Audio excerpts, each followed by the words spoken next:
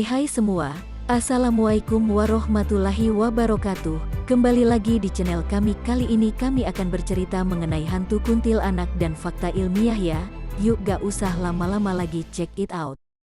Di waktu malam minggu ketika musim panas, tepat ya setelah maghrib saya keluar rumah. Pada saat itu di luar banyak orang dengan segala persiapan untuk malam mingguan.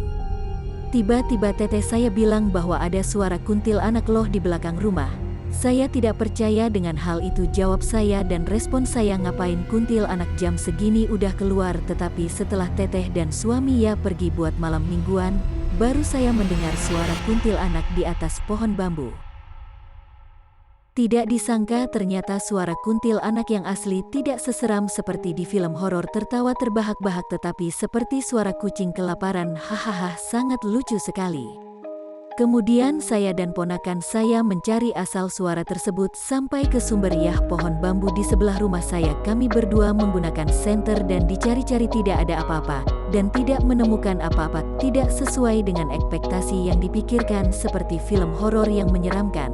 Apakah dia takut jika kita berani ke dia?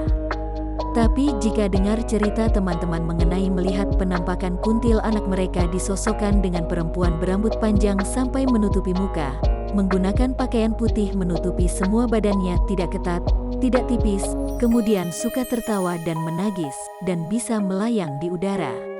Pertanyaan yang sangat ilmiah yang saya ajukan sebagai orang penasaran adalah kenapa kuntilanak menangis kemudian tertawa? Apa yang ditangisi dan apa yang dia tertawakan padahal dia sudah mati?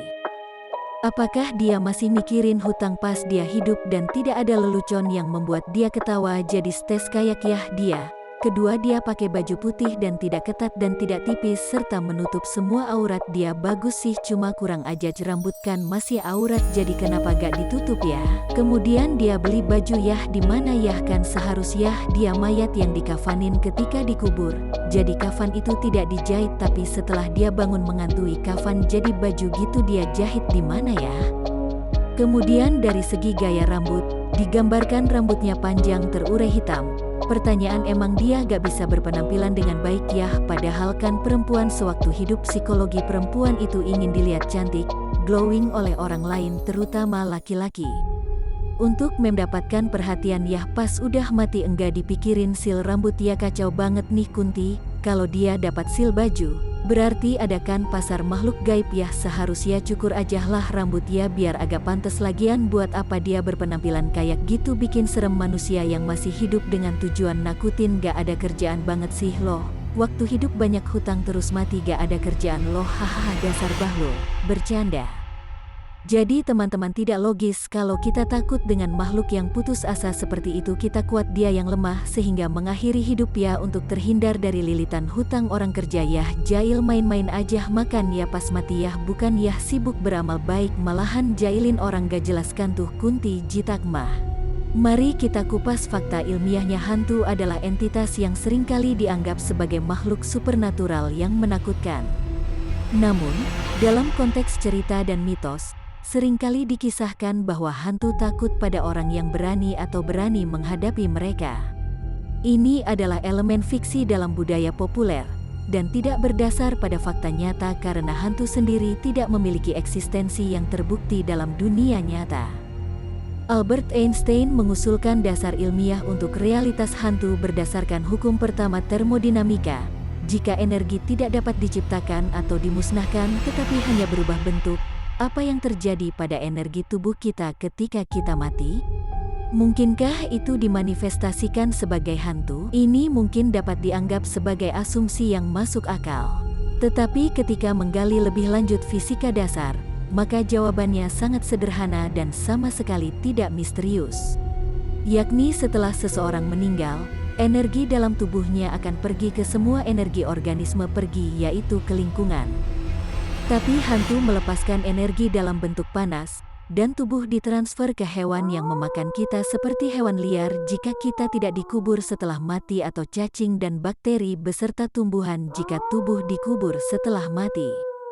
Sehingga, tidak ada energi tubuh yang bertahan dari kematian yang dapat dideteksi dengan perangkat pemburu hantu yang populer sekalipun.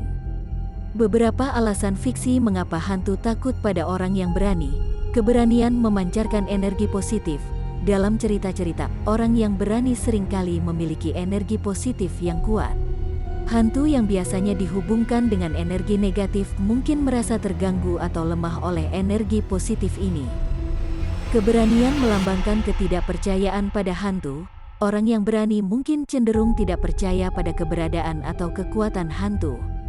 Hantu yang bergantung pada ketakutan dan ketidakpercayaan mungkin merasa tidak aman ketika mereka dihadapi oleh orang yang tidak takut. Keberanian adalah ancaman bagi mitos hantu. Dalam beberapa kisah, hantu mungkin memiliki kontrol atas situasi hanya jika orang-orang ketakutan atau percaya pada mereka. Orang yang berani yang tidak terpengaruh oleh mitos mungkin mengancam otoritas hantu dalam cerita tersebut. Berikut tips untuk menghilangkan takut pada hantu. 1. Hindari tempat gelap. Rasa takut terkadang muncul saat berada di tempat gelap. Kalian mungkin ingat, sejak kecil, orang tua atau kakak perempuan kalian pasti pernah menakuti dan menjauhkan kalian dari tempat gelap karena mereka mengatakan bahwa di sanalah tempat tinggal hantu. Lelucon semacam ini bisa terbawa hingga dewasa. Begitu juga film horor yang kita tonton selalu menghadirkan bayangan gelap. Sekarang, cara termudah untuk mencoba agar tidak takut hantu adalah menghindari tempat-tempat gelap. Maksimalkan cahaya, seperti di kamar tidur, dapur, atau kamar mandi. Jika kalian sering takut berjalan di halaman pada malam hari, pastikan halaman depan atau belakang kalian juga cukup terang. 2. Bangun harga diri untuk tidak takut hantu. Cara lain untuk memerangi ketakutan pada hantu adalah dengan meningkatkan harga diri yang kalian miliki. Hal ini mungkin tampak tidak terkait dengan fobia hantu, tetapi penelitian telah menunjukkan bahwa membangun harga diri efektif dalam mengelola berbagai masalah ketakutan, termasuk kecemasan yang terkait dengan fenomena paranormal. Demikian juga pada hantu. Kalian harus meyakini bahwa diri kalian tidak takut hantu. Kalian harus menganggap bahwa hantu adalah hanya makhluk lain selain manusia yang ada di bumi. Biarkan saja jika mereka sedikit menggoda, bila perlu lawan dengan kata-kata seakan mengusir mereka. 3. Pikirkan hal yang lucu. Menggunakan hal yang lucu adalah cara sempurna untuk meredakan ketegangan dalam suatu situasi dan mendapatkan kembali kendali atas diri kita. Cara ini bisa digunakan kapanpun ketika kalian takut dengan hantu dan fenomena paranormal lainnya. Bayangkan bentuk hantu yang dibungkus dengan kartun dan karikatur bodoh. Semakin konyol bentuk pikiran kalian, maka semakin kecil rasa takut kalian karena hantu. Kapanpun kalian takut, pikirkan betapa konyolnya bentuk pikiran yang kalian bayangkan. Percayalah, ketakutan kalian akan dengan mudah hilang ketika mencoba dan menganggap hantu sebagai karikatur bodoh. 4. Membaca doa. Membaca doa adalah cara utama ketika kamu merasa takut dengan hantu. Kalian harus segera berdoa ketika melihat hantu muncul di depan kalian. Kalian dapat mengucapkan doa menurut agama kalian masing-masing untuk mengusir roh atau hantu. Karena kekuatan doa berarti campur tangan Tuhan. Tuhan tentu akan memberikan pertolongan bagi umatnya yang sedang kesulitan. Kamu harus percaya bahwa kekuatan Tuhan lebih besar dari kekuatan hantu. Jangan khawatir, Tuhan akan menjagamu. 5. Pura-pura bernyanyi. Untuk menghindari ketakutan akan hantu, kalian bisa bernyanyi sekeras yang kalian bisa. Buat suara kalian sendiri seolah-olah kalian tidak tahu bahwa kalian melihat hantu. Hantu yang muncul di depan kalian sangat senang jika kalian takut. Tetapi jika kalian mengabaikan kedatangannya, dia akan frustrasi juga. Bernyanyilah sepuasnya dan lupakan keberadaannya. Ketakutan kalian secara bertahap akan mereda. Apalagi jika kalian bernyanyi sambil meninggalkannya. Hindari kuburan dan ingatlah untuk bersikap senetral mungkin. 6. Abaikan hantu yang kalian lihat. Sikap mengabaikan hantu yang dilakukan memang akan membuatnya semakin berusaha membuat kalian takut. Namun, jika Anda terus mengabaikannya, hantu itu akan putus asa.